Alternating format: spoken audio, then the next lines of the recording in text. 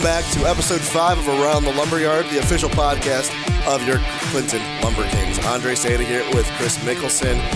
We do apologize. We couldn't get an episode out last week. We were just so busy with the homestand, but we're going to get you a long episode today. Chris, first and foremost, we are the CLINCH-TON LumberKings. LumberKings clinched the first half of the Northwest Division. Second time in the last 3 years that they clinched the first half. They've clinched 4 of the last 5 times since joining the Prospect League in 2021. Just a great season, I think, so far. Yeah, so far the best record in the Prospect League. Have yet to reach that 10-loss mark, which we don't want to get to at all. No. But if we have to, let's save it for as late as possible. Yeah. The LumberKings, as you said, haven't even hit 10 losses yet, even at point of recording, but finished off the first half of the season with a 18-7 record, best in the Prospect League. Kind of just blew everyone out of the water. We were the first team to clinch. The other teams to clinch are the Rex Baseball Club, Cape Catfish, and I'm blanking on the other one. But I think it was, Cape Catfish, us. Yeah, that's everybody. And Johnstown Mill Rats. Johnstown Mill Rats. So those are your first half Prospect League division champions. So with that, we will host a playoff game here in Clinch-TON, Iowa on August 1st at 6:30 here at Nelson Court Field. And the last time we had a playoff game here, Chris, it was not a good one. It was not a good time. No. Yeah. Let's pack this place on August 1st, yes, people. August 1st, 6:30. Let's get here. We'll have tickets coming out shortly. We'll get you all that information on our social medias. But first, let's talk about how we closed the first half. We had that 6-0 run on the road. Then we went 4-2, but I think we still finished off very well. We were able to clinch on our own terms. There was a doubleheader between Burlington and Illinois Valley that was rescheduled like 6 different times, and both teams had like doubleheaders all weekend long. So while they were in postponement, we were able to clinch the game, and I think that's just the best way to do it. Not only postponed, but they had delay after delay. So we had our game start at 6:30. Theirs, I believe, was at 5. Their game, I think, started at 4. 4, and we were thinking, maybe we'll know before the game, even before we take the field, if we clinch the playoffs or not. But then Mother Nature had different plans for us that day, which was great because it's always better to clinch on your own, write your own story type thing. Yeah, I agree wholeheartedly with that. It's just nicer to do that. That was on June 20th that they clinched. Against Quincy. Yeah, against the Quincy Doggy Paddlers, no doubt. The team that last knocked out the LumberKings here at home in the 2023, back when it was called the Great River Division. So kind of poetic. Yeah, kind of full circle moment for the LumberKings.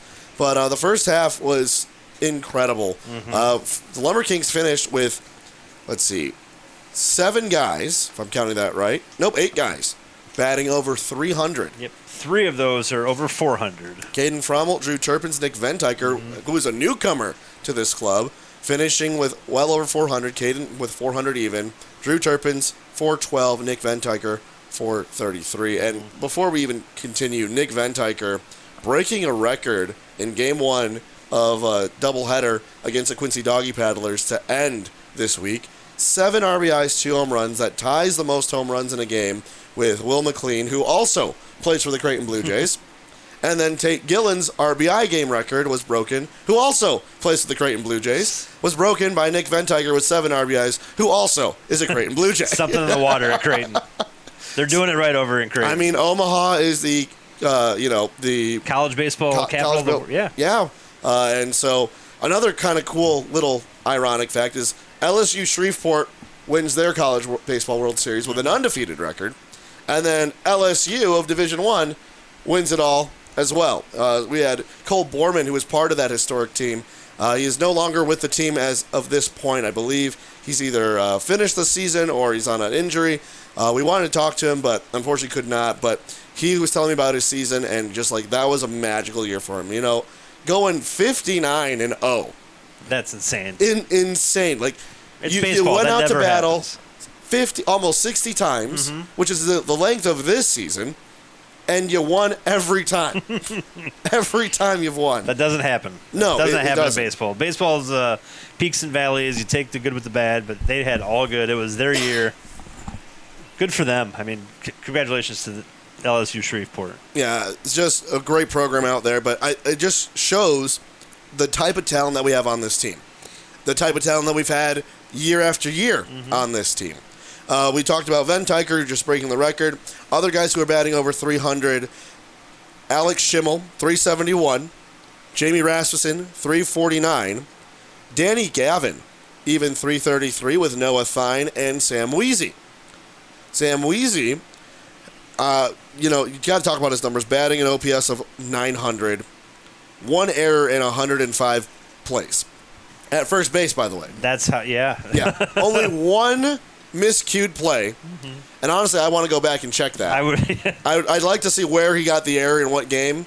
Rewatch it, just try to make sure. Because then, I mean, an even thousand's always really nice. His fielding percentage 990. But that just one error in 105 chances, I mean, it speaks for itself there.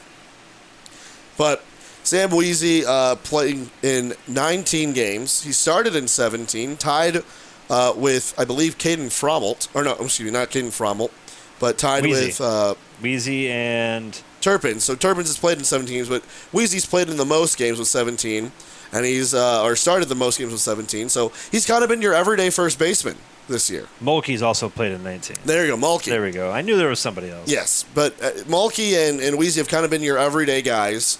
And they've been able to perform very well on the field and at the plate. So I think having those everyday guys, we talked about it a couple episodes ago, having kind of those leaders there. And it's really funny because Sam Weezy's kind of a very quiet guy, as I've gotten to know him. But if you have a conversation with him, he's very intentional, very he can keep a conversation. We talked a little bit about his journey with Eastern Illinois University. He's currently in the transfer portal, so he's looking to go take his talents at another level. But, I mean, these guys, they're professionals, you know? I mean, still college kids, but they still find ways to not quit. Another fun fact, the LumberKings have never lost more than 2 games in a row this season. That's only happened 2 times. Wow. Opening weekend and this past weekend. That's it. Well, let's not go 3. I say we put but a stop to that. Let's avoid 3. But still, the fact that this team has never lost more than 2 in a row tells me that this team cleans up their act, they get back on the field, and they get back to business. They recognize when there's a flaw, recognize if there's an issue, and they fix it immediately instead of letting that small leak turn into a massive flood, which is what you have to do in the game of baseball. Yeah, when you got guys who can pick each other up, it's really nice. I was able to spend game 1 of a doubleheader against the Quincy Doggy Paddlers in the dugout. I was taking photos because we weren't able to go on the air. There was another program. But just getting to be back in the dugout was kind of really cool. Just see how the guys pick each other up. One thing I noticed that maybe you don't really notice when you're watching the game, but every time a half inning finished, the guys were up and they gave high fives to every guy who came off the field. Every time. There was no one was sitting down. Anytime they had a big play at the plate or big day at the plate, guys were celebrating, high-fiving. This team supports itself so well. And it's not something that I usually see in the booth because the dugouts are off to the corners here. But being in the dugout with them, these guys are picking each other up. It was never quiet. They're always chattering. So it kind of takes me back to high school days where coach is like, hey, keep the energy up. Make some noise. Talk them up. These guys were... no matter what they were saying, it was always positive to them. And that really, I think, goes a long way for guys on the field. If you come to the ballpark here at Nelson Corp Field and you watch any game here, you're going to see everybody who's not playing, if they're not, whether it's at, LumberKings are in the field or at the plate, every guy is standing up on the dugout, watching, rooting them on, cheering, doing their crazy celebrations, whether there's a double celly or triple celly. We take a pitcher out. You don't usually see it when you're watching the game because usually, pitching change will cut to a break of some kind. But everybody, when the pitcher comes out, everybody files out of the dugout. Like you said, they give high fives. They support their teammate, standing ovation. Yeah. As they should. Because this game is hard. It's a very hard game. And if you can go out there and pitch 4 2/3 or 5 innings of baseball, especially 1 run, no run, it doesn't matter. It's a great accomplishment to do. We saw it recently with Jackson Tejeda. Yeah. So actually going into our players of the week, Jackson Tejeda, pitcher of the week, Had a great start. Finished with 10 strikeouts. Most strikeouts thrown by any pitcher this season. Does not beat the most that has been thrown by a pitcher in a game. That's at 13. But Tejada, 4 1/3 of an inning, gave up just 2 hits, 1 run that wasn't earned, so keeping a clean ERA, and goes to a 3-1 record. Pretty good start from the opening day starter so far this season. It's very consistent. Yeah, so there's your pitcher of the week, Jackson Tejada from Des Moines Area College, Community College rather. And then player of the week, I think it went without saying, Nick Ventiker. Huge night against the Quincy Doggy Paddlers. He finishes the week off batting .467, 7 RBIs, 2 home runs, a double, 7 hits through 15 at-bats, 4 runs. Slugging's at 900, or 933. OPS is 1.433. I mean, those are elite numbers there. Yes. Elite numbers. Oh, and 3 for 3 on stolen bases. just to add a little sprinkle there to Nick Ventiker's But you don't week. see much from a third baseman. No, you really historically. don't. But not only that, he's new to this squad. He's been here for about a week and a half. He played in 4 games this week, started in 3. But in the first half, Nick Ventiker, he's only played in a handful of games. I believe he's only played in not 7 or 8 games. Or, excuse me, 9 games. He started in 8 games, played in 9 to start the first half. Meanwhile, guys have been playing in 19 games, 17 games, 10 games. This guy has come in and made his presence known with He's the bat. already second on the team. Yeah. 1 behind Sam Weezy in total bases is at 23 in 9 games. That's incredible. Those are first half stats. Yep. This is not counting games after the 27th, so that was 28th and 29th. Day of recording here is the 30th. So he's got 2 more games, and that was 7 RBIs and 2 home runs added. That's a great way to start the season. But Nick Ventiker, your Week 5 Player of the Week, and Jackson Tejada, your Week 5 Pitcher of the Week. His second time already. Yeah, second time. Already being Player of the Week twice. Yeah. We've had only 2 players go 2 times getting that honor. Chance Key got it in Week 1 and Week 2. Nick Ventiker gets it here in Week 5 and in Week 3, I believe. But something else that we're going to be doing as well is our first half players and pitchers of the week. And our first half player of the week is Sam Weezy. We mentioned already 333 on the year batting, playing in 19 games, starting in 17. His slugging and OBP, slugging .421 and OBP of 500, so 921 OPS, right under the 1,000 mark. So Sam Weezy, as we mentioned, one of the guys that you can count on day in and day out at first base, solid fielder with only 1 error in 105 plays.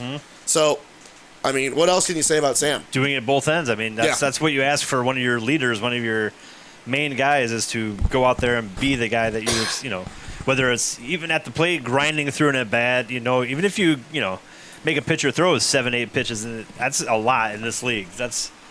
That'll add up very quickly if every player does that. He'll also attack that. We've seen him attack the first pitch of an at-bat because he knows he's getting that heater right down the middle. Yeah. But then also doing it on the field, just never taking a play off. He's always engaged, always out there.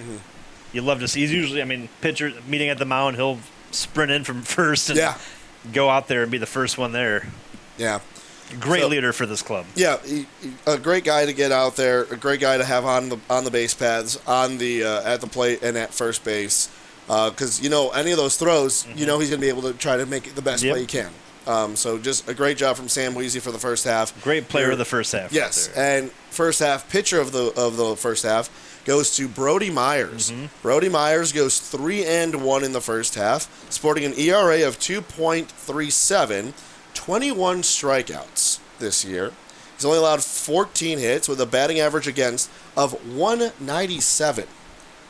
That means he's given up about 2 hits in every 10 at-bats. Yes. Which, when you got guys playing 27 outs, that's only about 2 or 3 hits a game. Yep. And unless they're big hits, nothing's going to come out of that. Which, with a 2.97 ERA, haven't been too many big hits allowed off Brody Myers. Yeah, he's only given up 4 extra base hits, all of them doubles. So keep that home run total at 0. You're sitting good. Yeah, and I mean that kind of goes back to what we were saying. Only 14 hits. Of the 14, only 4 extra base hits. Everything else is singles. Mm-hmm. So things are either getting flown out, hit on the ground. Yeah. He's been very competitive. He's played in 19 innings. He's just been solid. Mm-hmm. And of those 19 innings, only 1 wild pitch. So he's got control. Yeah. You know, and you know, the old adage goes, pitching wins ball games. Yeah, keep him off the bases, you're going to be successful. Yeah. And speaking of the pitching in the first half as well, we have 5 guys who are sub-2 ERA. 6 guys. 6 guys. 6 guys. You got Tyler Welch, Elijah Green, Nick Baffa, who, as of recent memory, had one of the most elite pitching performances. He had 5 innings pitched, no hits. And unfortunately, LumberKings couldn't pull out that win, but still, the performance itself, elite. So you got then Peyton Hodges, J.C. Dermody, and Cole Borman. And as we already talked about, Cole Borman, part of that 58, 59-0 team with LSU Shreveport. We also have 2 other guys with a sub-3 ERA, which is just incredible. Including... So 8 guys, sub-3 ERA. Including Brody Myers, that being Ethan Dorka. Chance Key is at 3. Yeah. And Chance Key, the fact that... that one bad outing with him. One bad outing, but that's the starter that's like setting the bar at 3 ERA, and you got 1, 2, 3, 4, 5, 6, 7, 8 guys who are regular starters under 3. And I know Jack Dom said his worries that we didn't have enough pitching, but these guys, numbers don't lie. We're going to hit you with all the baseball cliches today. Numbers don't lie. Yeah, they definitely don't lie. But this team is doing incredible things. I am very happy with it. I mean, a team ERA of 3.73 in the first half. Yeah, that leads the prospect league. Led the prospect league. That leads the prospect league. So Mike Funky, kudos to Mike Funky. Yes, Mike Funky, big win for Mike. Big win for Mike. But even with that, even with the 2 games that were, let's say, not the best baseball we've played, and we'll talk about that first week. Yeah, Even with that, the LumberKings are just above a 4, and they are second or third best in the prospect league at ERA at this point in time. And if you're watching the clicker down below here, right here, you can see the numbers that, you know, the last 3 games we've had. A lot of runs being scored against us. Yes. It's still with a sub-4 ERA. Yeah. You'll take that. Around 4. I mean, that's incredible. On top of that, too, 289 average at the plate for this team. That is always going back and forth as the 1 or 2 spot in the prospect league. Yep. So we're leading at both ends. That's how you go 18-7 and clinch the first half. Yeah. With 4 days left in the first half, you clinch way ahead of time. Yeah. So first half, let's go back week after week. We went 4-2 or 3-3 in the first week. Yep. 4-2 in week 2. 6-0 on the road trip. Came back and went back 4-2. But I don't think we've had a sub 500 week. That's huge. Yeah. And when you got one of those 3 weeks of the first half going undefeated, that's why you got less than 10 wins. Yeah. I mean, 10 losses. 10 losses. Yeah. Excuse me. We have more than 10 wins. We are currently at 19-9. LumberKings looking to be the first team to get to that 20 win mark. But as you said, there's something special about this team. Yeah. I remember listening to you and Nate 2 weeks ago. There's just something different about this team. There's a feel to it. There is a feel. Yeah. Never out of a game. Baseball is very feelings based. We said like numbers don't lie, but also there's a feel to this team. And talk a little bit about that, especially after this week. I mean, we lost 2, but we've only done that twice this year. Yeah, and numbers don't lie, like we're talking about. So when I say a feel to this team is just you can tell just their energy in the dugout, energy on the field, not hanging their heads, not getting down on themselves for striking out. Usually, if a guy strikes out, he'll walk back and head held high. He won't get mad. He won't slam the bat down. A helmet stays in his hand, sets it down. You could just tell that they feel it too. They feel something is in the air here in Clinton, Iowa, and we hope it just keeps moving. We hope it just keep it going in the right direction. We have a whole second half. There's a lot of baseball left to be played. There's so much baseball left to play. But even to know that you already have a playoff spot and to not get complacent and to not we've talked about it week after week after week on this podcast. Yeah. Jack Dom, will keep these guys in check. He's not going to let them let the cart in front of the horse here on this one. Not to call guys out, but I mean, I've seen Jack or heard Jack chew a couple guys out sometimes, and for good reason. Not because bonehead play or something. It's to help them grow as a ball player. I don't think we've ever had guys get worse from playing out here. Even the returners, they come back and they are elite. I'm thinking of like Blake Timmons. He had a really good game this week. He started off really slow, but I mean, as the week goes, it's going up. Drew Phillips, who played in the last week of baseball last year for the LumberKings, slow start, but was one of the players of the game this past week. I think it's a confidence builder also to come back and know that you're in Jack's good graces, I guess, if you want to say that. Exactly, yeah. I mean, you go back to our first episode that we did, and your talk with Max Holy. Yeah. You could hear it in Max, like he loved this place and he loved Jack, and Jack will instill that confidence in you. He may get on you a little bit, but it's all for your benefit. It's not just for him to just to you made a dumb play type thing. It's more for you to learn from that mistake. Because I'll get on you right now, but it's a teaching moment. Which every good coach they know how to do. They have those teaching moments. Yeah, and I think with Jack and the legacy he's building here with the LumberKings, I think the guys understand that, and they're trusting that his leadership is going to bring them through. And I mean, the goal, I remember day one when the players came in, the first goal was to win the first half. Mission accomplished. Next goal, win it outright. We want to have the best record in the Prospect League so that we host every round. We want to host the first round. We want of the Northwest Division. We want to host the first round of the West Conference Championship. And we want to be the last two games in that playoff in that championship game. Should we not lose, or should we lose one of those games?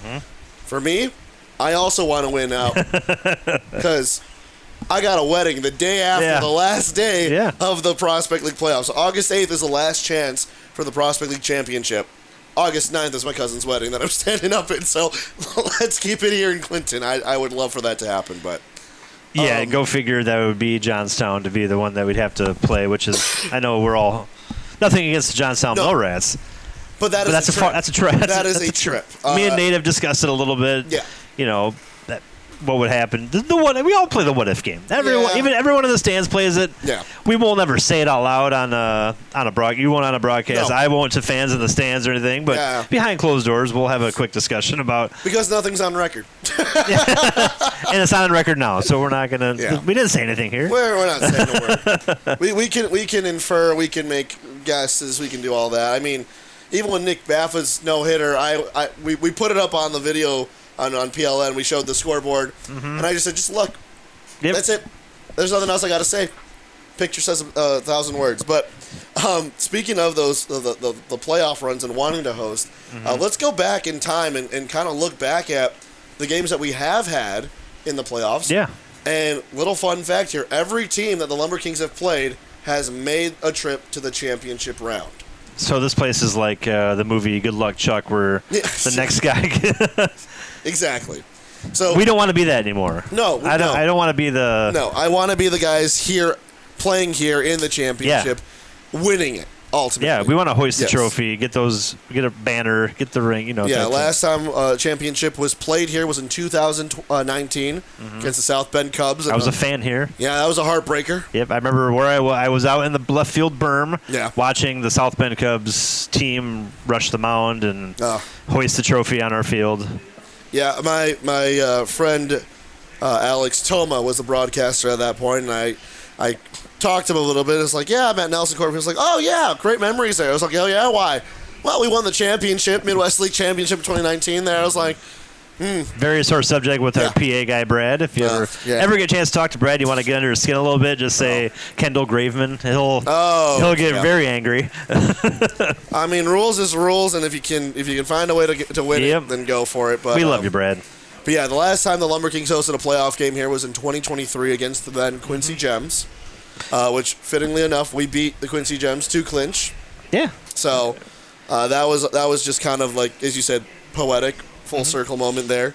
But let's go back to the first playoff game that the LumberKings played since entering the Prospect League. That was in Normal, Illinois, at the Corn Crib. Yep. And tell us a little bit about that game. We won that game 4-3. It was Wraith Peterson had a big game, had 3 hits in that game. I believe is what I read that correctly earlier. Yes, that's what I'm seeing too. Max did not. He unfortunately had the offer in that game. Yes, but also a name in there that is kind of cool. Now the high A outfielder Jay Bashir's played in that game. So we had a minor leaguer or a guy who's now in the minor leagues participate in that game. And if I'm not mistaken, I think he has. I'm looking here in my book. I think he owns a record in the Prospect League postseason. I'll have to check here. Oh, no, these are other stats, but I think he owns a record or some sort of record in Prospect League play in the playoffs. Not that there are too many because we've only played 4 games. 4 games. And we've only gone to the Western Conference Championship once. And that was that year where that was 2021, beat the Corn Belters, and then who did they play after that? Cape. Played the Cape Catfish. Who ended up winning, I believe. Who went up to win that game. Yeah, they won the championship. Yeah. And then, so we beat Normal in that game with Miller on the mound. He went in 5 strong innings of 2-hit baseball. Let me take a look. Sorry, people. Yes. 5 hits, gave up 3 runs. Yeah. But then the bullpen came in, gave up 0 runs. Simpson, who we all know very well. Yeah. Also drafted. Yep. Last year or 2 years ago. Yep. So that was then we had to go to the Cape, play the Catfish, and unfortunately it just wasn't there that day. Yeah. That game the LumberKings lost, and they only were able to get 5 hits against their 10. Yeah. 2 errors also, which does not help anything. Yeah. Looking at this line score right now, only 5 guys got hits. 1 for 4, 1 for 4, 1 for 3, 1 for 4. Max was one of the guys who got a hit, but outside of that, that's not stringing together anything. Yeah, you're not stringing anything together. Top of the order was able to get hits, but I don't know if that was like consistently. We got 4 walks in that game, but 12 strikeouts. Yep. So the Cape Catfish pitching was on fire. Pitching in that game was Weber. 6 innings pitched, 4 hits, no runs, 1 walk, 9 strikeouts. That's a good line. Yes. And they went on to, like we said, to win it all. So yeah. Schaefer would start the game for the LumberKings, and they only go 2 2/3. Matt Sherman, another Blue Jay, would come in, 5 1/3 innings pitched to try to end it off. 3 hits, no runs, 1 walk, 4 strikeouts. So Schaefer just really gave up all the runs there. 7 runs, only 5 of them earned in that game. So, again, it goes back to pitching. Yep. And we'll see that trend again as we look to the last time we were playing. But first, we got to go to the Quincy Gems. So, LumberKings hosted the Quincy Gems in 2023 and lost that game narrowly 6-5. Yeah, 1 bad inning from Sam Lavin. He gave up 4 unearned runs. Yeah, and I believe those were the first earned runs he gave it up that year. Yeah, unearned. These were all unearned. 4 unearned runs, which is just crazy to me. Southside Jimmy started the game. Yeah. I mean, we threw everyone out that game. Yeah. We had Burke, Lavin, Jack Young, and also drafted Logan Romosanto. Logan Romosanto. So we were firing at Quincy to move on, but unfortunately we fell just a little bit short. And when you got 3 errors in the game, it doesn't help. I remember Jeremy Figueroa had the biggest hit, giving us the lead with I believe it was a 3-run shot to left field. Yep. Gave us that lead back in this place went absolutely bananas. In the fourth, the 3rd inning. This place went bananas when that happened. Took a 4-2 lead, and then the Gems put up 4 more runs in the 5th, and I remember the ball hit down the right field line. Third base coach Trevor Burkhart tried his best to reach out, but it's so narrow down there that ball rattled around, and it was a bases clearing double. And so there's nothing you can really do there. And it was just, there's only so much you can do. It was Ciervo who had the 3 RBI bases clearing double to give the Gems a lead. LumberKings would try to come back, and they would put 1 run up in the 8th, had the tying run on the base paths in the 9th, but it could not finish it. Yep. And they were shut down and took that loss in 2023 to the Quincy Gems. But LumberKings would come back in 24. Wouldn't win the first half. Nope. Lost the first half by half a game to the Illinois Valley Pistol Shrimp. Yep. and then won the second half. I would say a rivalry was born that season. Rivalry was definitely born, and we've seen it this year.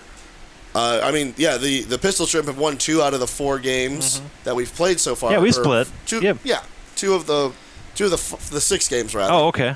And because we would have had the tiebreaker should they have tied us this year, but last year in the playoffs in that first round, LumberKings couldn't get a hit. 2 hits. Only 2. Yep, one by James Hackett, Brian Bello, and James Hackett. Yeah. Yep. And that's really tough when the guys in your lineup who were hitting very well that year just couldn't get anything done. Noah Gordon was batting .375.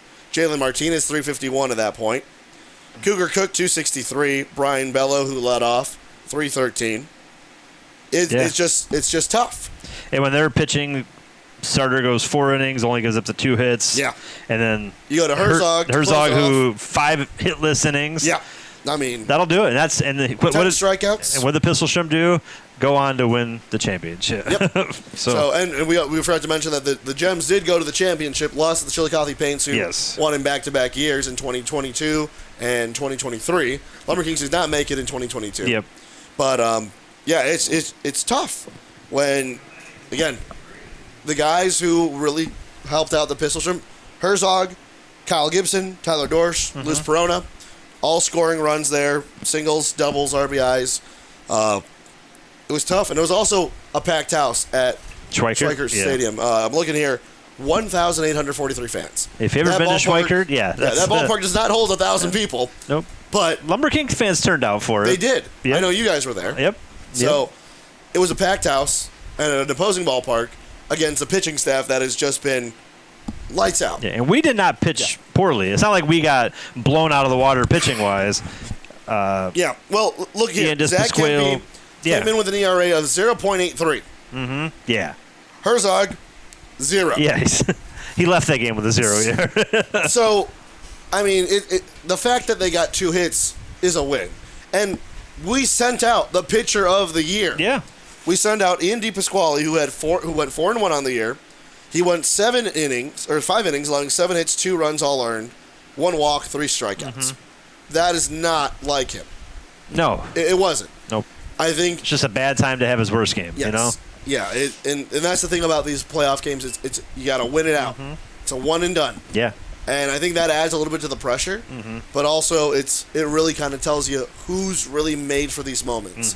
And the LumberKings have lost to the teams that were made for those moments. Yep. And hopefully this year we are one of the... They're not losing to the teams that are, like, getting by, who are fluky. They're losing to teams who are solid in the playoffs.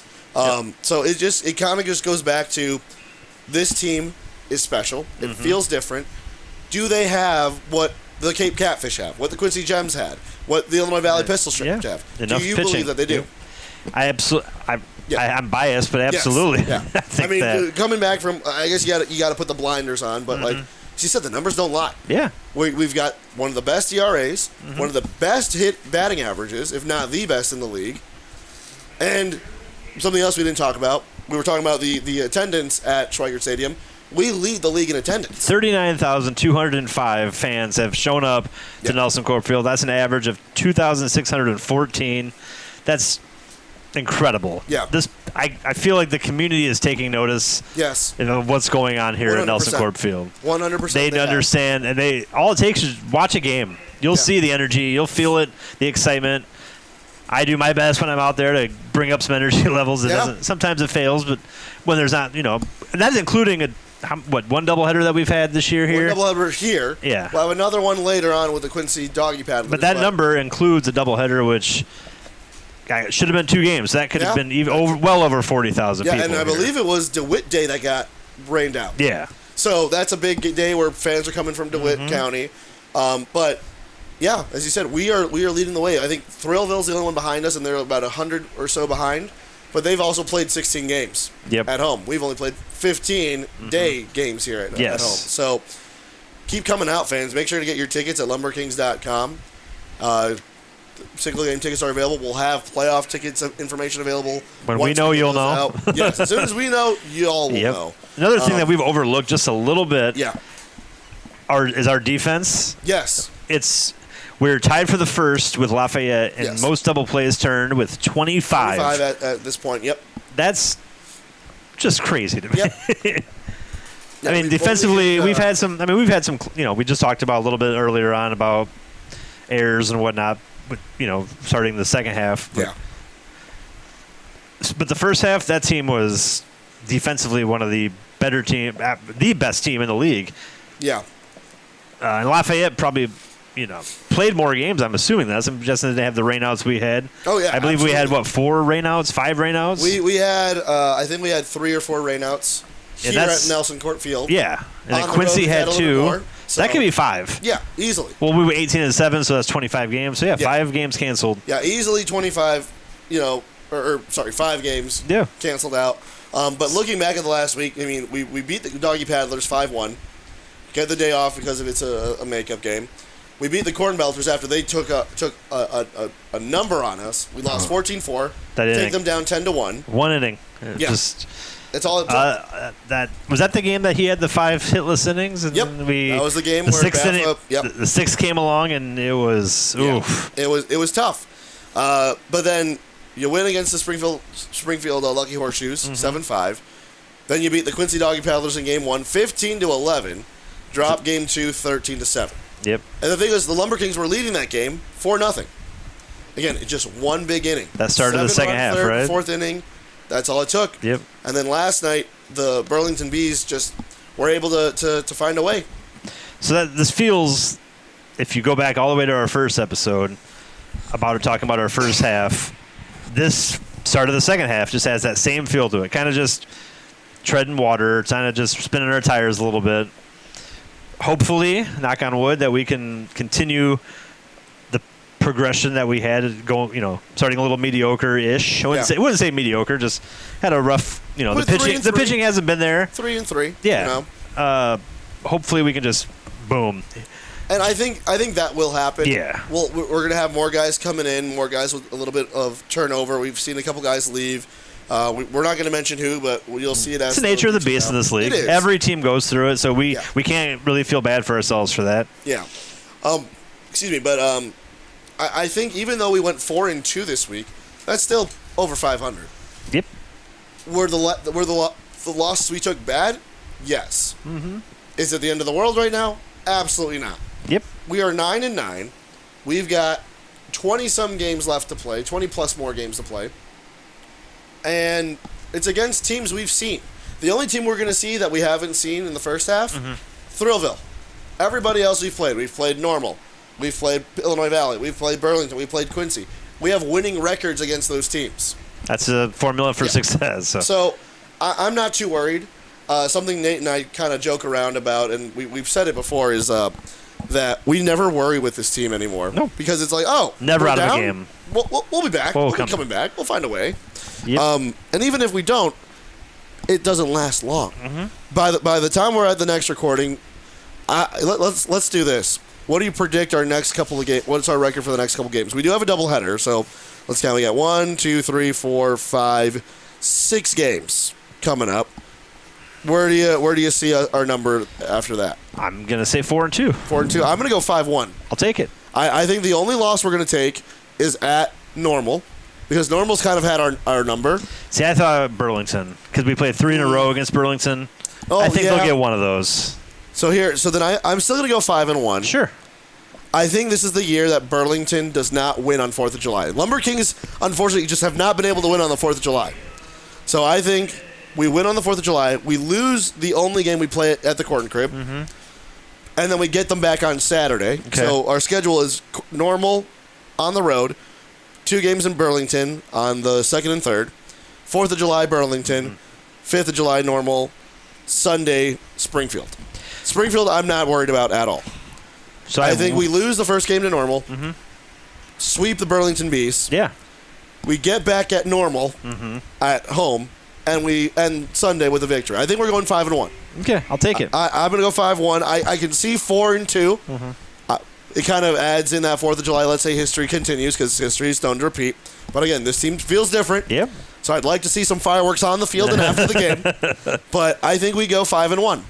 And my request for all of the Lumber King people out there, the faithful, is on the 4th of July, our next home game. We know this place will be jam-packed. Oh, yeah. We know everyone will be here. I want everyone to be as loud as you possibly can. Get crazy out here. Let's get these. We have our field mics that we can pick it. Let's just drown everything out. Well, here's the Burlington's trying to pitch. Let's be loud. Here's the thing too.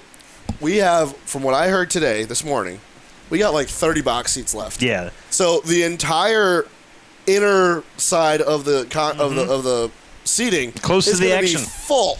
It's going to be packed. We know the picnic area is going to... Picnic area is going to be packed. The berm. Everything's going to be full.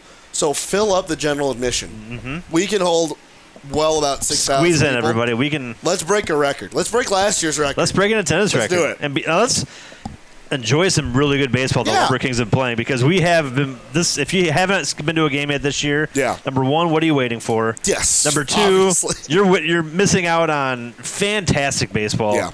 With Coach Jack Nom and Terry McGinn and Burke and Funky. They're great. They just have these guys. They are in their ear, and they're building them up. I mean, because you want to see, they're college kids like we talked about. We want to see these guys succeed not just on our field, but going past us, because we will celebrate Max Holley, and we'll celebrate Simpson, and when guys individually win, the Lumber Kings win. Because we can. I mean, right outside our offices, if you ever looked at it, we have a massive poster of everybody who's stepped foot here that has gone on to play Major League Baseball. We want to add to that with prospect league players. Oh yeah, I know. And I feel like we will at some point. I know that's something Jack's really excited for. He's like, he cannot wait for the day when one of the guys that he's coached here gets his name up there. And already we got Jay Bashirs, who's playing in Double-A with the Marlins now. Yep.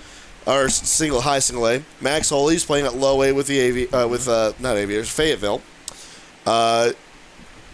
Jack Young, who just got promoted from the Cannonballers to the Williams-Salem Dash. Simpson, who's playing at high A with the Moose Paddlers in the Washington system, Washington Nationals. So like you've got guys who have found success here, who are finding success in the minor leagues. Everyone's getting promoted. Yeah. I'm waiting for the day that we just get a guy who's at AAA and we're just watching him, keep an eye on him. I know Brad sent me a text. The Myrtle Beach Pelicans, who are the low-A affiliate of the Chicago Cubs, have games on Marquee Sports Network, and they were playing the Fayetteville. I watched it, and he's like, hey, Max Holley's on Marquee Sports Network. Of course, we at the front office went crazy. We love it. We love seeing him.